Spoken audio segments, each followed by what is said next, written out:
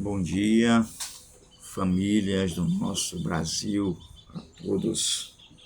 Graça e paz, sou o pastor Rogério. Minha esposa está ali ainda descansando um pouquinho, né? Está ali ainda dando uma cochilada ainda, né?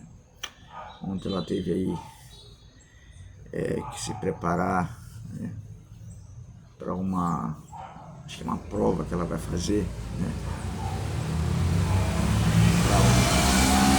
Uma seletiva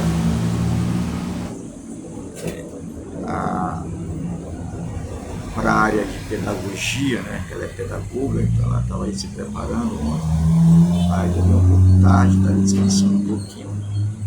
Eu peço aí a todos os irmãos, em geral, que orem, né, para que ela alcance esse sonho, né, profissional. Ela tem formação acadêmica, né, batalhou muito para chegar e para se formar, né, e estamos em oração para que ela consiga aí essa vaga, né, no órgão público, para trabalhar na área que Deus concedeu a ela como formação, que é a pedagogia, né? Ela é neuro e é psicopedagoga.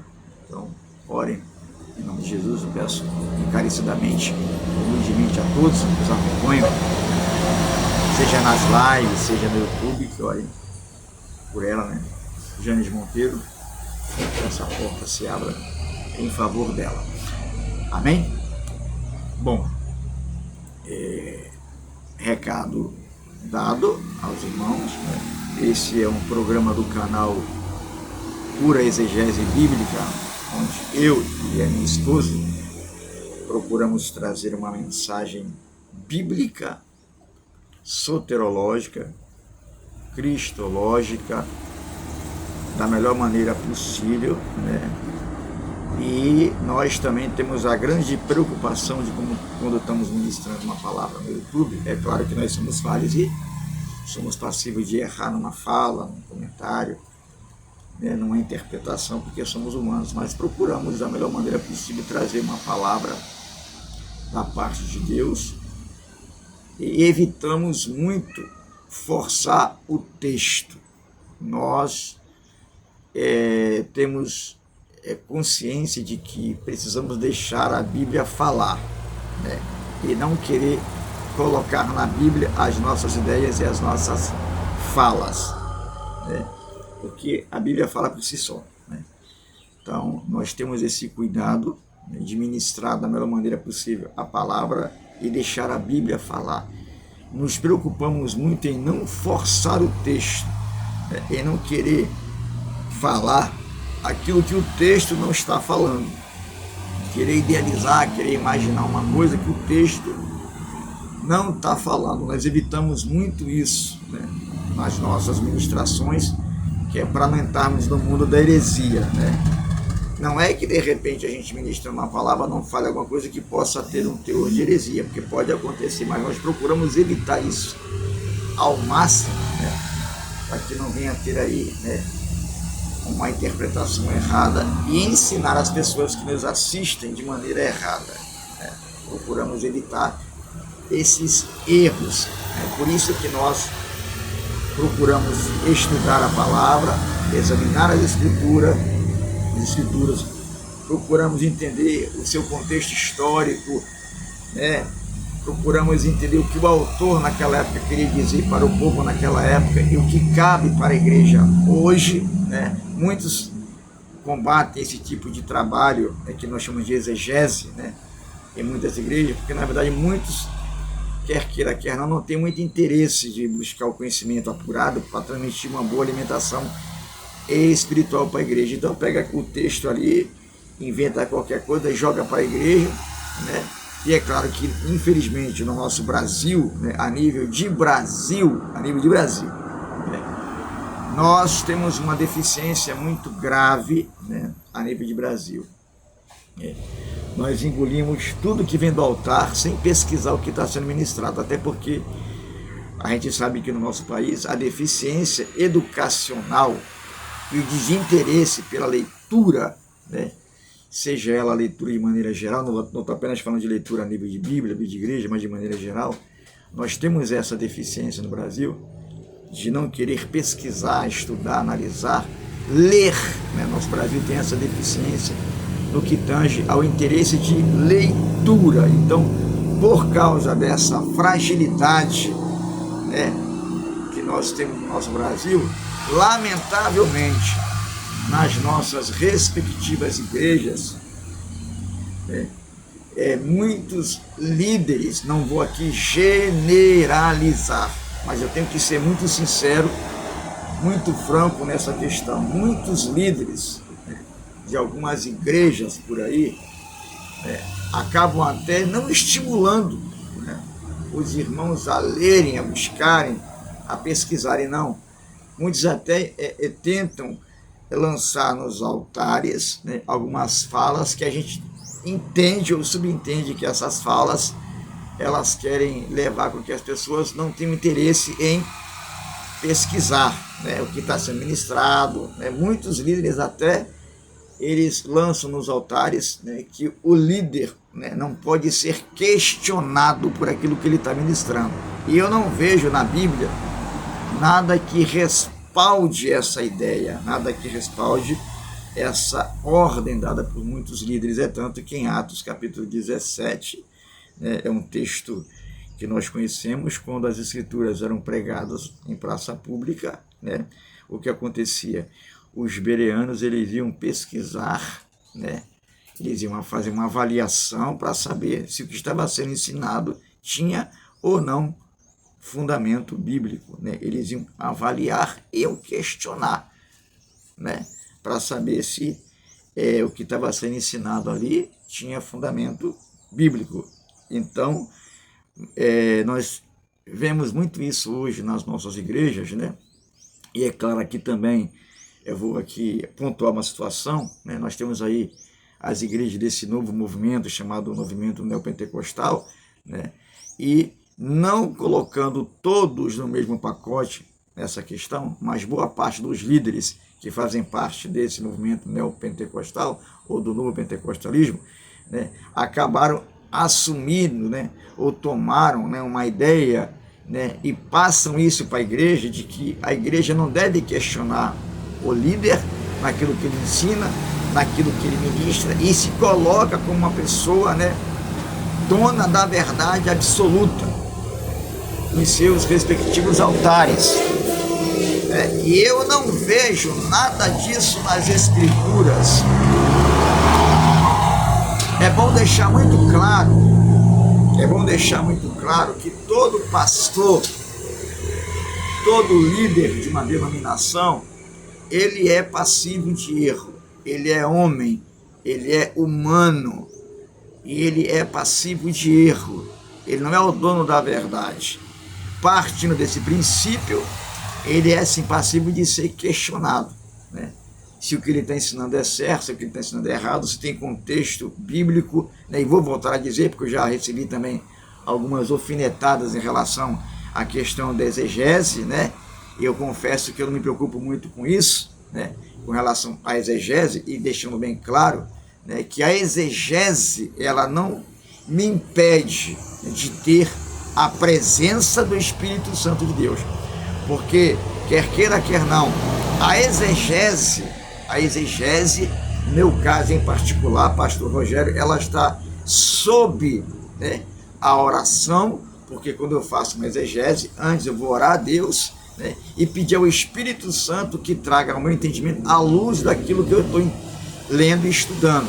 E partindo dessa oração e desse pedido que eu faço ao Espírito Santo, em nome do Senhor Jesus, então o Espírito Santo me conduz a essa leitura e a essa pesquisa. Só para deixar claro para alguns líderes que às vezes jogam nas nossas caras, de maneira, digamos assim, ignorante, que os pastores que fazem, os pregadores que fazem uma exegese de um texto, de uma pregação, eles acabam não ficando na dependência do Espírito Santo. Eu discordo dessa opinião, respeito, mas discordo dessa opinião e desse ponto de vista, né? Porque é claro que existem pastores ou pregadores que, lamentavelmente, né, acabam se deixando se ensoberbecer pelo conhecimento, pela teologia, né, por essas técnicas, acabam se deixando se ensoberbecer. Mas eu quero deixar claro que não são todos. Existem muitos pastores, líderes, pregadores, né, que são muito humildes, que fazem suas pregações de maneira teológica e exegese à luz das Escrituras, guiados, instruídos pelo Espírito Santo de Deus, e traz uma mensagem saudável, inteligente e puramente bíblica. Estou aqui deixando o meu parecer e defendendo também as pessoas que pregam, né, a líderes, sejam homens, sejam mulheres, que pregam a palavra e usam esse trabalho de exegese, né, debaixo da unção, da direção e da luz do Espírito Santo, em nome de Jesus, com muita humildade, com muita simplicidade, né? Então eu não posso dizer para você que são todos os pregadores que utilizam, que são soberbos, né, na hora de preparar um estudo, um esboço, né, e que não são todos, né, que não buscam o Espírito Santo para dar a direção dele, né, na ministração, ele fazendo o papel dele, a pessoa de estudar, de analisar, de pesquisar, para não pregar abobrinha no altar. Eu vou deixando isso claro, né? Eu sei que muitos depois vão me alfinetar, jogar indireta, né? Mas isso não me interessa e nem me incomoda, né? Porque eu sei em quem eu tenho crido, né? E eu sei que eu tenho o Espírito Santo de Deus na minha vida, apesar de que muitos podem não acreditar, né? E ter o Espírito Santo de Deus na vida, né, não se demonstra a presença dele dando um salto mortal, dando um grito, né, e fazendo performance em qualquer lugar da igreja. Até porque, para cada pessoa, Deus tem uma forma e um método de trabalhar, né? E eu não vou aqui ser macaco de imitação de ninguém, né? Eu vou mostrar para a pessoa que eu tenho o Espírito Santo fazendo o que a pessoa quer que eu faça. Não é bem assim que a banda toca, né? Eu vou fazer aquilo que o Espírito Santo manda fazer por meio das Escrituras. Só para deixar isso claro, né? Se entender também como alfinetada, amém. Se entender, né, como uma orientação e um ponto de vista da minha parte, amém. Se entender de outra forma, respeito, mas esse é meu ponto de vista, né? Eu não vou deixar de expor aquilo que eu penso, né, para agradar ninguém, porque esse é meu ponto de vista, e respeito também o ponto de vista de cada um, apesar de não concordar com muita coisa, e não concordo, mas respeito. Isso faz parte, né, do pacote. Mas enfim, eu queria nessa manhã, falar um pouco sobre os dons espirituais, sobre a ordem no culto da igreja, que nós encontramos essa passagem a partir do capítulo 14, a partir do capítulo 11 de 1 Coríntios, onde Paulo vai tratar da ordem do culto da ceia, né? Ele vai falar da ordem do culto da ceia, né? No capítulo 12 ele vai falar dos dons espirituais, no capítulo 13 ele vai falar do dom do amor, né? E no capítulo 14, né, ele vai falar do dom de língua e do dom de profecia, e no versículo 26 do capítulo 14 ele vai entrar com a organização do culto, da liturgia, como deve funcionar o culto, a liturgia dentro da igreja. O que me chama a atenção é que o culto na igreja, seja ela qual igreja for, ela tem 3 fundamentos importantes e que devem ser levados em consideração porque faz parte da liturgia. O culto na igreja é para adorar a Deus, edificar a igreja e evangelizar. Esse é o fundamento de um culto na igreja. Adorar a Deus, edificar a igreja e evangelizar. O que nós temos visto hoje dentro das nossas igrejas, né? Eu não sei se a palavra certa seria essa, mas é a única que vem na minha cabeça. Na verdade, não são todas as igrejas, né? Mais de 20 anos para cá, o que nós temos observado em muitas igrejas, né, principalmente essas que fazem parte, né, e também não estou aqui falando que são todas, porque tem igrejas que fazem parte desse movimento, que o movimento neopentecostal, que são sérias, seus líderes são sérios, são organizados, são disciplinados, são bíblicos, né? E sabem conduzir uma liturgia de culto com ordem e decência e equilíbrio. Mas nós temos visto, né, por outro lado, algumas igrejas que também fazem parte desse segmento neopentecostal ou novo pentecostalismo, que a gente nota que é uma verdadeira bagunça. E quando Paulo ele escreve essa carta, a gente percebe que o tom de voz de Paulo, quando escreve essa carta para os coríntios, não é um tom muito bacana, né? Ele dá uma tonalidade, né, na sua carta, de realmente chamar a atenção da igreja. Versículo 17 do capítulo 11 diz assim: nisto, porém, que eu vou dizer-vos, não vos louvo, porquanto vos ajuntais não para melhor, senão para pior.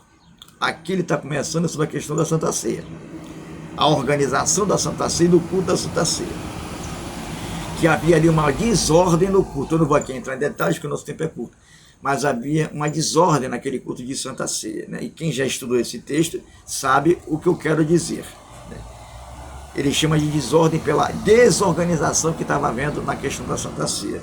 Mas cá no capítulo 14, quando ele fala da ordem de culto e da manifestação dos dons espirituais, ele vai também dizer que o culto tem que ter uma ordem, tem que ter uma organização nesse culto, na liturgia do culto. Versículo 26, que diremos, pois, irmãos, quando vos ajuntais, cada um de vós tem salmo, tem doutrina, tem revelação, tem língua, tem interpretação, faça-se tudo para edificação. Paulo aqui não está dizendo que não deva ter, ele está dizendo que tem que ter para ter edificação, deve ter isso, deve ter, né, essas fases da igreja: louvor, revelação, doutrina, que é o ensinamento bíblico, que nós temos visto que hoje tem faltado muito nas nossas igrejas, né? Na maioria delas, doutrina e ensinamento bíblico, como deve ser ensinado, né? Interpretação e por aí vai, aqui no caso da língua, né? Bom, e se alguém falar em língua estranha, faça isso por 2 ou quanto muito 3, e por sua vez haja intérprete. Ele está aqui educando a igreja, ele está aqui ensinando a igreja que quando houver a questão de falar em línguas, né, que alguns interpretam como a língua, né, no sentido de poliglota, né, que está lá em Atos 2, outros já entendem que não é só aquilo ali, ó, falar em língua dos anjos, né, e por aí vai, eu não vou entrar nesse detalhe, né, mas que haja alguém que interprete o que está falando em língua, para que a igreja entenda o que está sendo falado. É isso que Paulo quer dizer. Mas se não houver intérprete, esteja calado na igreja e fale consigo mesmo e com Deus, né? Eu vejo aí muita gente na igreja, não tenho nada contra, né, respeito, que um fala em língua daqui, outro fala em língua de lá, outro fala em língua de cá, mas não há quem interprete o que está sendo falado em língua. Aí fica um pouco esquisito. Aí parece que está fugindo ao padrão bíblico, né? Ao padrão bíblico, né? E não vem me dizer que é o Espírito Santo, porque o Espírito Santo também ensina o padrão bíblico. Vamos deixar isso claro, né? O Espírito Santo não foge das Escrituras, como muitos querem empurrar o Espírito Santo para isso, né? Ou querem culpar o Espírito Santo disso. Mas o Espírito Santo não foge das Escrituras. Então, continuando. E falem 2 ou 3 profetas, e os outros julguem. Isso é a profecia. Para ser profecia de Deus, tem que passar, né, pelo peso bíblico. É por isso que Paulo manda julgar, para analisar se tem peso bíblico ou se não tem. Porque a gente vê hoje muita profecia na igreja, cá para nós, que é mais bagunça, né? É umas coisas que o pessoal, né, é umas profecias sem pé nem cabeça, sem raiz bíblica, né? Que é passado hoje para as igrejas, não tem um mínimo de relação com a Bíblia, não tem um mínimo de relação com a Bíblia, né?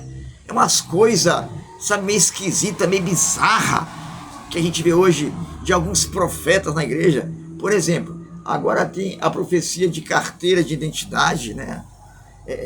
umas coisas loucas que alguns profetas entregam, até de casamento nós temos visto hoje. Deus está me mostrando aqui, irmão, né, uma varoa do teu lado, né? Cara, eu sou carioca, né, nasci no Rio de Janeiro, me converti no Rio de Janeiro, lá pelos anos de 92, 94, não tenho assim muita... Foi nessa época aí, né?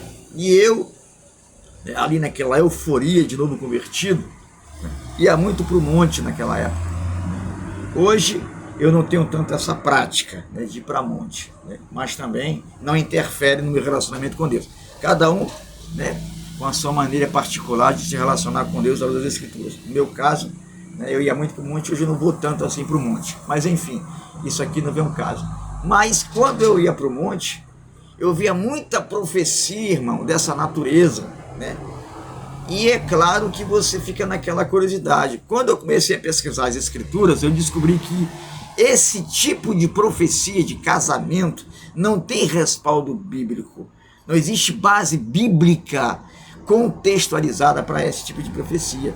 Então, é uma profecia de casamento que a gente vê, irmãos, eis varão que Deus está me mostrando aqui uma mulher na tua vida, ainda das características da pessoa, seja homem, seja mulher. Eu acho isso um absurdo, porque não tem base bíblica, não tem respaldo bíblico para esse tipo de profecia. Eu estou sendo bem detalhista, né, para que a gente desperte, né, porque eu sei que tem muita gente, né, infelizmente, que é enganada por esses camaradas nas igrejas, né?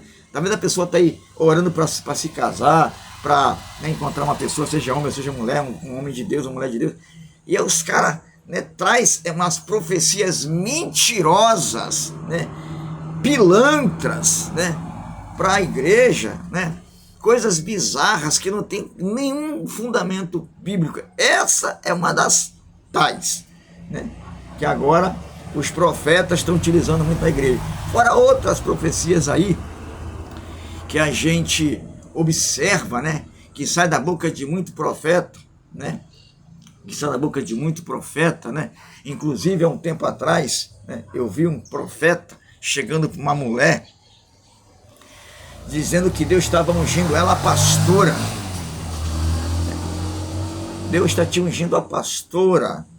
Eis minha serva que eu estou te ungindo a pastora. Gente, aonde é que tem esse respaldo bíblico? Preste bem atenção. Eu não tenho nada contra, né, respeito às mulheres que são consagradas à pastora, respeito, né? Não sou preconceituoso, respeito, né? Mas não há base bíblica para essa consagração. Vamos deixar isso muito claro, vamos deixar isso muito direto. À luz das Escrituras, não tem base bíblica para essa consagração, né? Quem consagra a mulher pastora, respeito, né? Não tenho nada contra, né? Quer dizer, não é que eu não tenho nada contra, eu respeito a unção, eu respeito a pessoa que é levantada como pastora, respeito, né? Mas à luz das Escrituras não existe unção para pastora, entendeu? Então aí vem uns profetas, né, dizendo que Deus levantou, está ungindo aquela mulher a pastora. Não existe base bíblica para isso. Repito, quem unge mulher a pastora, tranquilo, respeito. Agora dizer que Deus está falando isso a nível de profecia é forçar uma coisa que não tem, entendeu? Vou ser repetitivo, respeito a igreja que consagra a mulher a pastora, né? Eu respeito, indiscutivelmente, né? Mas dizer que na Bíblia Deus está, dizer que em profecia Deus está ungindo, ó minha serva, eu estou te ungindo a pastora, né? Não tem base bíblica para isso. Então são algumas bizarrices que a gente vê nas Escrituras, e quem não procura pesquisá-la, quem não procura estudá-la, quem não procura analisá-la, acaba acreditando que aquilo ali é Deus. Você está entendendo? Então é por isso que Paulo manda também a gente julgar as profecias, porque ela tem que ter peso bíblico. Eu estou aqui apenas trazendo alguns detalhes que é importante. Ela tem que ter peso bíblico para ser de Deus. Se não tem peso bíblico, ela pode ser de qualquer espírito, menos do Espírito Santo de Deus. Então diz assim, agora pulamos aqui para o versículo 32. E o espírito dos profetas são sujeitos ao profeta. Preste bem atenção, o que é que Paulo quer dizer? O profeta, ele pode se controlar, ele tem que ter controle, né? Ele tem que ter maturidade, né? Eu vejo algumas coisas acontecendo hoje nas nossas igrejas que chega a ser absurdo. É uns profetas que se descontrola, dá salto mortal na igreja, pula na igreja, né? As irmãs que fazem algumas cenas na igreja, né? Uns rodopio, né? Umas doideiras que a gente sabe que não tem fundamento bíblico. E não venha me dizer, irmãos e pastores, que Paulo, né, ele gostava dessas coisas porque ele não gostava disso. Quem diz que Paulo gostava dessas coisas está completamente equivocado e não tem conhecimento das Escrituras, porque ele deixa claro aqui nesse texto que ele não era a favor desse comportamento. Uma coisa, né, ele se agradava do poder do Espírito Santo na igreja, batizando, libertando, curando, e isso ele realmente gostava. Mas essas maluquices descontroladas, né, essas meninices, essas ignorâncias comportamentais, o texto deixa claro que ele não estava gostando disso, que isso era imaturidade espiritual. E aí ele continua, no versículo 37. Se alguém cuida ser profeta ou espiritual, isso aqui é para os profetas, reconheça que essas coisas que vos escrevo são mandamentos do Senhor. Mas se alguém ignora isso, que ignore. Isso tem profeta que não aceita essa correção.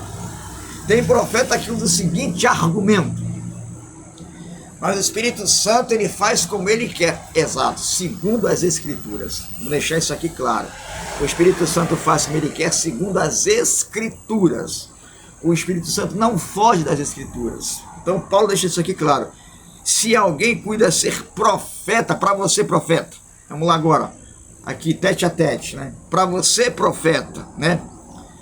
Ou espiritual, para você que se acha muito espiritual, para você que se acha, né, o bambambam da espiritualidade, não? Eu sou um profeta de Deus, né? Eu sou usado. Para você profeta, para você espiritual, reconheça que essas coisas que eu vos escrevo são mandamentos do Senhor. Não é de Paulo, é do Senhor. Então, profeta que é profeta reconhece as Escrituras como peso sobre a vida dele. Não é o que ele acha, não é a profecia dele, é o que as Escrituras ensinam. Profeta, e você que acha que é espiritual, que eu acho que a pessoa não sabe nem o que é ser espiritual. Vai ler lá Gálatas, você vai descobrir o que é ser espiritual. Gálatas 5, versículo 22. Você vai descobrir o que é ser espiritual ali. Espiritual não é ficar dando salto mortal na igreja. Espiritual não é ficar rodopiando igual maluco na igreja. Espiritual não é ficar dando saltos sobre as cadeiras na igreja. Espiritual não é fazendo cena circense com palhaçada no altar. Isso não é e nunca foi ser espiritual. Nunca foi. Espiritual é quando a pessoa está cheia do Espírito Santo, começa a dar frutos. Ela pode sim se alegrar na igreja, ela pode sim chorar na igreja, indiscutivelmente, ela pode. Agora, fazer essas bizarrices que a gente vê na igreja hoje, essas loucuras, esses berros que a gente vê na igreja, isso aí nunca foi de quem é espiritual. Isso é carne. Desculpe a franqueza, isso é carne, isso é carnalidade. Me perdoe, à luz das Escrituras. Você pode vir com qualquer argumento, meu irmão, não tem nenhum problema, mas à luz das Escrituras isso é carnalidade, isso não é espiritualidade. E é Paulo que deixa isso aqui bem claro. Se alguém cuida ser espiritual, profeta espiritual, reconheça que essas coisas que vos escrevo são mandamentos do Senhor. E é por isso que muita gente, querido, isso é triste o que eu vou falar, né? São 35 anos praticamente no Evangelho, fui pastor durante 20 anos, né? Vi muita loucura acontecer em muita igreja por aí, e é por isso que muita gente, né, na sociedade interpreta que a igreja parece um centro, né, de sincretismo religioso, né? Por quê? Por causa dessas bizarrices, né? E olha que esses lugares de sincretismo religioso são mais inteligentes, mais equilibrados do que muitas de nossas igrejas, lamentavelmente, né? Isso é um fato. Então é por isso que muita gente faz essa comparação, né? Por causa dessas bizarrices que acontecem dentro do templo, né? Esses pula-pula, né? Esses rodopé, é um tal de reteté. Tem gente que não sabe nem o que é reteté, né? e traz essa expressão para dentro da igreja, né? O reteté, querido, é um ritual voodoo, né? Onde, em resumo, é um ritual voodoo, onde essas práticas iam acontecendo lá na África, né? E alguns praticantes pegavam algumas espinhos ou agulha, algo do tipo, e começavam a espetar um ao outro, né? E as pessoas começavam a dar chilique, né? Nesses rituais. Eu estou aqui resumindo porque ele é mais profundo do que isso.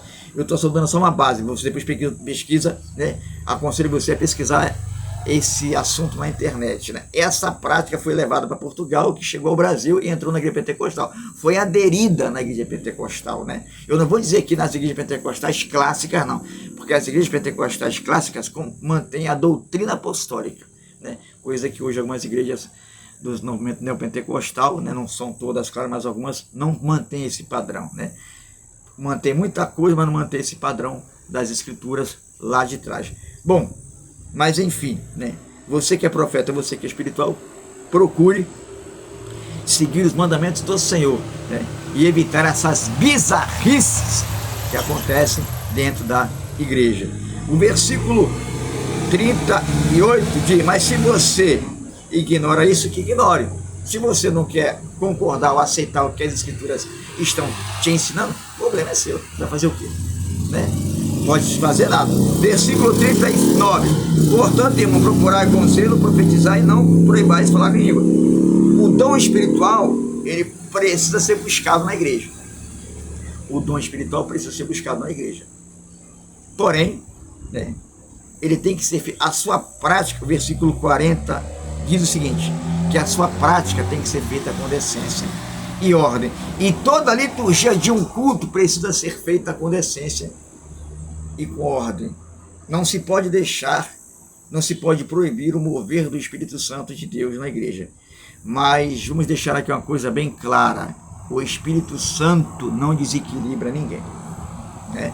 Não tira ninguém do seu racional, vamos deixar isso claro, né? O Espírito Santo não tira ninguém da sua razão e nem desequilibra ninguém, né? Vamos deixar isso aqui bem claro. O Espírito Santo, ele é decente e ordenado. Desordenados somos nós. Essa aqui é a verdade. Então temos que entender esse fato, temos que entender essa verdade, precisamos admitir que nós estamos construindo na igreja uma igreja doente, desequilibrada emocionalmente, e que também estamos tomando o lugar de Deus na igreja, né? A gente não quer ser questionado como líder, a gente acha-se que é o dono da verdade e que é o dono da igreja. A gente está parecendo aquele camarada lá de João, né? O nome desse cara era Diótrefes, né? Lá de 3 João, né? Que depois eu vou falar sobre esse assunto em uma outra ocasião, né? Tem gente que parece com esse cara lá, né? De 3 João, esse tal de Diófetes, né? Que era um líder da igreja lá em Éfeso, né? Que parecia que era o dono dela, né? Da igreja, né? E aí trazia danos terríveis espirituais para a igreja. E eu quero encerrar aqui, né, com muita propriedade no assunto, né? Eu sei que eu vou gerar algumas polêmicas, né? E isso é interessante, respeito o ponto de vista de cada um, eu vou dar o meu ponto de vista. Nem tudo que parece que está dando certo quer dizer que Deus está provando isso, né? A gente pensa que as coisas estão dando certo em um certo lugar e acha que é Deus, não quer dizer que Deus esteja aprovando, né? Deus aprova quando as escrituras é ensinada como ela é. Aí Deus aprova. Mas quando as escrituras ela não está sendo ensinada como ela é, e o propósito, né, está sendo implantado naquele lugar não é exatamente o propósito real de Cristo para a igreja, ela pode até encher, ela pode até prosperar, mas não quer dizer que Jesus esteja no negócio, né? Lá no capítulo de número 7, eu vou já concluir. Lá no capítulo de número 7 do Evangelho de Mateus, versículo 21 diz assim: nem todo o que diz Senhor, Senhor, entrará no reino dos céus, mas aquele que faz a vontade de meu Pai que está nos céus. Muitos me dirão naquele dia: Senhor, Senhor, não profetizamos nós em teu nome? E em teu nome não expulsamos demônios? E em teu nome não fizemos muitas maravilhas, então lhes direi abertamente. Isso quem responde é o próprio Jesus. Nunca vos conheci, apartai-vos de mim, vós que praticais a iniquidade. Em outras palavras, no versículo 21 diz, nem todo que me diz Senhor, Senhor, entrará no reino dos céus, mas aquele que faz a vontade de meu Pai, vamos lá, que está nos céus. Muitos me dirão, aquele dia, Senhor, Senhor, não profetizando, está dando certo. Nós, em teu nome não expulsamos demônio, está dando certo. Está dando certo. E em teu nome não fizemos muitas maravilhas, está dando certo. Mas o final diz o quê? Que não estava tendo a aprovação de Deus.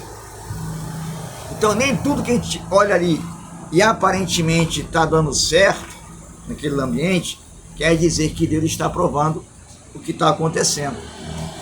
Não estou dizendo que no ambiente não tenha pessoas piedosas, mas é que o ensinamento não está condizendo com o ensinamento dos profetas e o apostólico, o ensinamento das Escrituras. Então não é o que está acontecendo, é o que está sendo ensinado. Pode até estar acontecendo maravilhas, sinais, né? Mas não quer dizer que está tendo a aprovação de Deus. Para ter a aprovação de Deus, tem que estar debaixo do peso das Escrituras como é. Não como eu penso, não como imagino, não quando eu forço um texto para dizer aquilo na igreja que a Bíblia não está dizendo. Eu não posso chegar para a igreja e forçar um texto e dizer para a igreja aquilo que o texto não está dizendo. Deu para entender? Então, pode até estar dando certo na igreja, as coisas acontecendo, e todo mundo acredita que está dando certo, mas não quer dizer que está tendo a aprovação de Deus. Deu para entender? A aprovação de Deus, ela é uma realidade quando a igreja está caminhando dentro das Escrituras como ela é. Amém?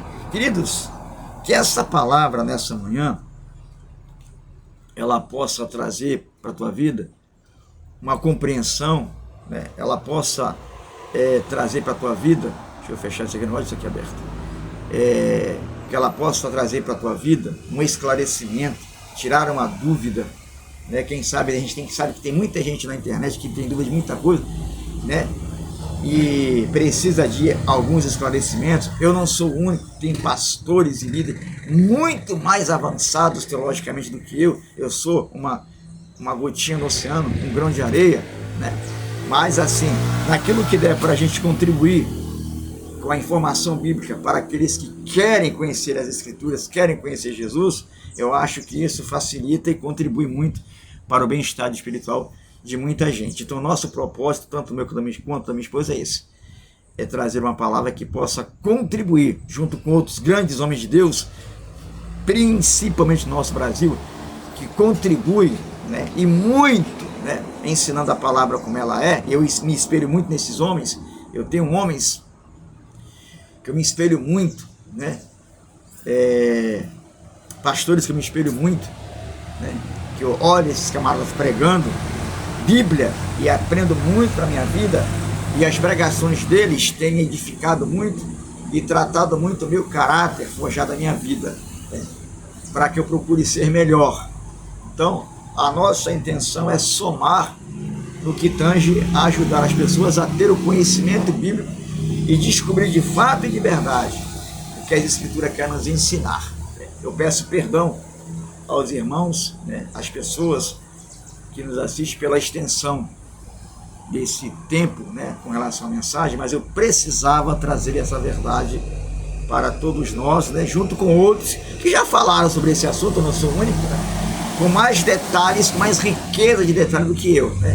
Eu estou só aqui procurando contribuir um pouco mais diante das minhas possibilidades de informação e conhecimento, debaixo, né, da direção do Espírito Santo, que é quem me guia, me instrui, me traz à luz o entendimento daquilo que eu procuro ministrar.